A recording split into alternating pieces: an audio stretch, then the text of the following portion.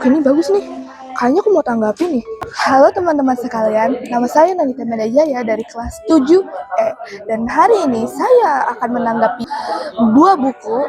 Satu adalah buku fiksi dan satu lagi adalah buku non-fiksi. Pertama yang aku akan tanggapi adalah buku fiksi yang berjudul Zenitendo. Zenitendo adalah buku populer di Jepang, lalu terjadi internasional. Ditulis oleh Reiko Hiroshima, lalu diterbitkan di tahun 2013 oleh Kei Seisha. Buku ini memiliki 150 halaman.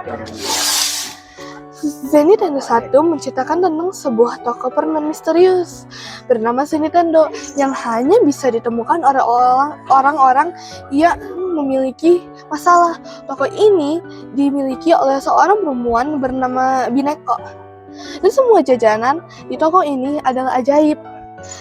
Jadi bisa membantu orang yang membelinya. Tapi jika dimakan dengan cara yang salah, konsekuensinya akan berat. Tetapi buku ini mempunyai cerita yang lumayan gampang diprediksi. Namun ini bisa diperbaiki dengan cara mencari inspirasi cerita yang bagus. Buku ini juga ada banyak kesalahan dalam pengetikan. Solusi untuk buku ini adalah untuk mengecek semuanya kembali. Namun gambar-gambar karakter di buku ini sudah ada banyak sekali keseniannya. Jadi tidak menarik lagi. Solusinya itu untuk mencari ilustrator lain atau mengeksplorasi kesenian yang lain-lain. Bukunya salah. Jadi, sebagai penutup, kalau kamu anak 8-14 tahun dan kamu juga suka cerita fiksi atau petualangan, saya merekomendasikan buku ini karena menawarkan imajinatif antara keajaiban, banyak petualangan-petualangan yang seru, dan pesan moral yang sangat baik. Saya mau menanggapi satu buku lagi nih, tapi buku aku di mana ya? Oh ini, Jadilah Diri Sendiri adalah buku psikologis yang ditulis oleh Michelle Skin dan PYSD Kelly Skin. Lalu diterbitkan di tahun 2003 oleh Gramedia Pustaka Utama dengan total halaman 178.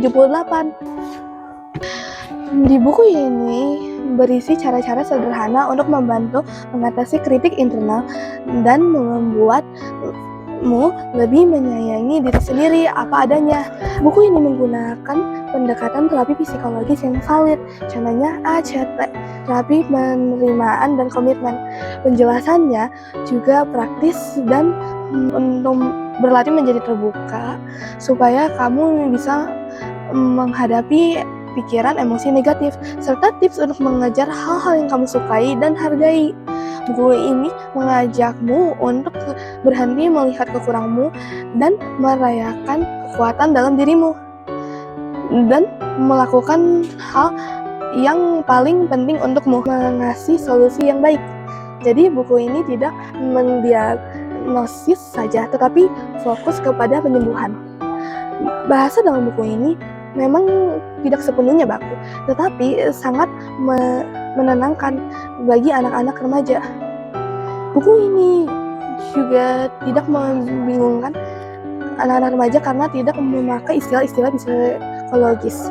Visual dalam buku ini itu mempunyai gaya tulisan yang jelas dan baik, tetapi juga ada kekurangannya, yaitu proses lambat. Maksudnya kisah yang ditawarkan memerlukan waktu yang lama dan latihan konsisten. Solusi untuk ini adalah cari cara untuk kasih tahu solusi yang cepat.